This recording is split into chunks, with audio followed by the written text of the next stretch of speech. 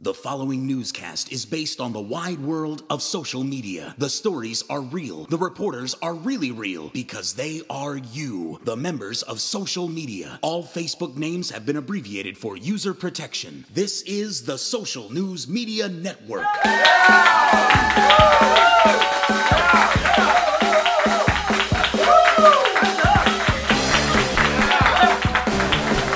Hello and welcome to the SNM Network, the only weekly newscast reported by you, the wide world of social media. I'm Colin Cosell, and you can follow my meth-selling antics on SocialNewsMedia.net. Thanks, Breaking Bad. Our top story is in politics as Republican presidential nominee Willardsworth Romneyworth, he's just getting waspier and waspier every time, came under fire for misleading the public about his tenure as CEO at Bain Capital. We begin our coverage with Witstream's Rex Hupke, who notes, instead of Bain Capital, they should have called it Happy Bunnyland. Then everyone would think it's adorable that Mitt Romney worked there. They think it was adorable right until all the bunnies fell off of his car roof. Call that joke. Twitter reporter Bob Dabalina, Whop, bam, boom. what? That just happened, had the candidate's reaction with, Mitt Romney, I owned Bain but had nothing to do with its business practices. President Obama, however, is responsible for the Bush recession. Sorry, Bob Dabalina. And Tyler Perry, by the way, is in no way responsible for Medea. That's a fact. Hallelujah. Romney's final word on the situation comes to us from Witstream's Frank Conniff with, Romney says he couldn't have worked at Bain and run the Olympics because working two jobs is something only poor people do. Yeah, like paying taxes. Zing! Romney capped off his favorite week ever with a visit to the NAACP convention at which he was booed for vowing to repeal Obamacare. Twitter correspondent Tea Party Cat brings us the media reaction with Fox News headline, Mitt Romney stands up to angry black mob. Hashtag NAACP. Oddly, according to CNN, Romney is reportedly outsourcing his campaign to the NAACP, which CNN says is a country in South America. We will lovingly call it NACPA. Following Romney's appearance, Vice President Joey, always good for a gaffe, Biden, paid a visit to the NAACP convention. Joey Veep's, everyone's getting a nickname this week. Joey Veep's response to Romney was expected to be short as Rex Hupke tweets, full text of Vice President Joe Biden's NAACP speech. Hi, I'm not Mitt Romney. Have a great day, everybody. Then he dropped the mic and strutted off stage to the sounds of, damn, it feels good to be a gangster. Oh, yeah. That's what I heard. Speaking of politicians who like to strut, a picture of Barry O, that's our president, by the way, during a campaign stop at a bar in Cleveland, well, it surfaced, and let's take a look at it here, John. Wow, nobody looks happy over those beers at all. But it did seem like the perfect time for us to throw one back and see if you're ready for caption. Hey! Our first submission comes to us from Greg Bray, who gives a whole new way of saying cheers. He said, to your health, care, mandate. I don't think that's nearly as catchy as raise your glass, drink to the bottom. Remember that time we killed Bin Laden? I wrote that.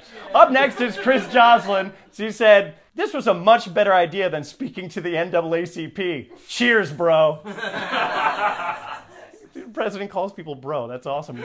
And of course, drinking in Cleveland is always a good idea. Just ask their always happy residents. And finally, Frank Nostro sets the record straight as he captioned, no, mine is bigger, thus ending another stereotype. Yeah. They only had their beers out, right? John, is that... Oh, well, whatever the case may be, we thank you all for being ready for capture. In campus news this week, Penn State internal investigators released a scathing report on the Sandusky scandal cover-up.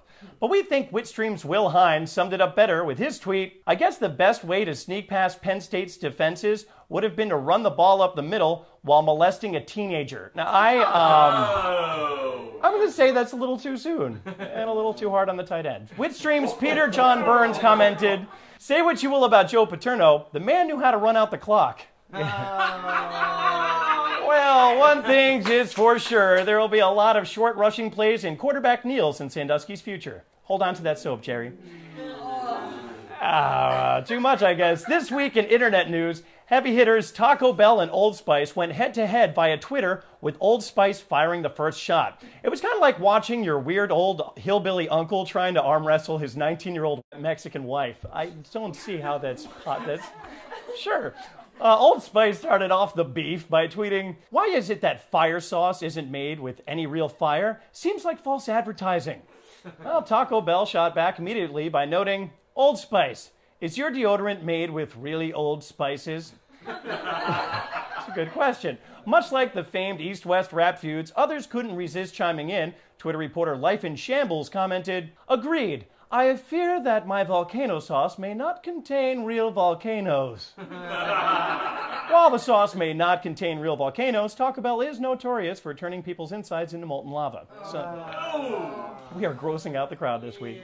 From things that make you feel like death to the topic of death itself, it's with great dignity and respect that we want you to guess who died? We'll now turn to Twitter's John Fugelsang for the answer. Encyclopedia Brown creator Donald J. Sobel has died at 87. His heirs can now sell the rights to Just Google It Brown. Or maybe Wikipedia Brown? Either way, that mystery is solved and we won't have to guess who died. Rest in peace. Moving on to entertainment news, where comedian Daniel Tosh created controversy by making a rape joke during a show in Los Angeles. Come on, Tosh, we all know rape jokes are passé, and unless they're about Jerry Sandusky in prison with soap. Our reporters, however, were able to find the silver lining, with Twitter's Jessica Cabot noting, "The most important thing about the Daniel Tosh conversation yesterday was that we all learned nothing and grew not at all as a society." Kind of like watching the Kardashians show. Reporter Eli Braden thought of one person who would be delighted by the controversy as he tweeted, "Thanks, Tosh, Adam Carolla." And women across the country respond, "Who?" You're welcome, ladies. In other entertainment news, all 15 American Idol viewers were stunned to learn that not one but 2 judges would not be returning next season. Twitter reporter Nick Shug was on the scene and filed this report. Steven Tyler leaves American Idol when a strong gust of wind catches his neck skin and he is carried into the sky. It's kind of like a kite made of beef jerky. That's pretty foul. I know, it's a lot of grossness. I'm sorry.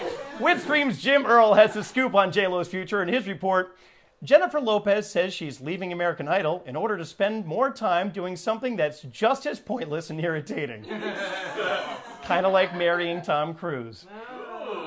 That's right. Meanwhile, we're getting reports that Fox has already found replacements for the show, as Twitter's Chase Mitchell tweets, "Congrats to American Idol's new judges.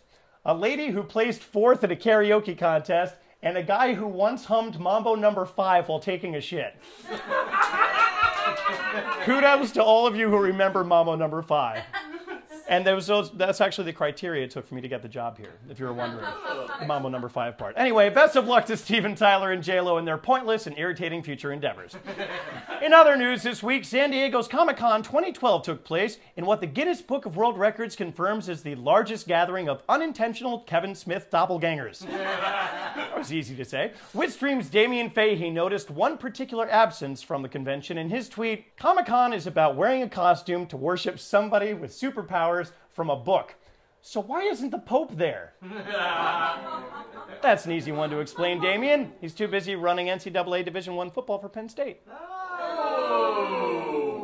Yeah, and finally it's time for sport. That's right, gentlemen. After the Knicks traded for another player, it seems like Jeremy Lin and Linsanity are leaving New York for Houston.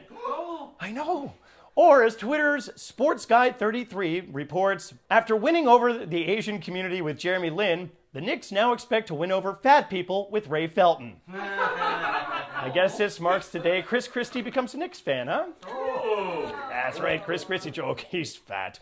Well, that's going to do it for this week's S&M Network broadcast. Be sure to tune in next week on SocialNewsMedia.net to get the best darn news coverage around. And if you'd like to be a reporter or contributor, please follow us on Twitter and Facebook. It's very simple. For all of us at the S&M Network, I'm Colin Cosell, reminding you to watch what you say, because we are.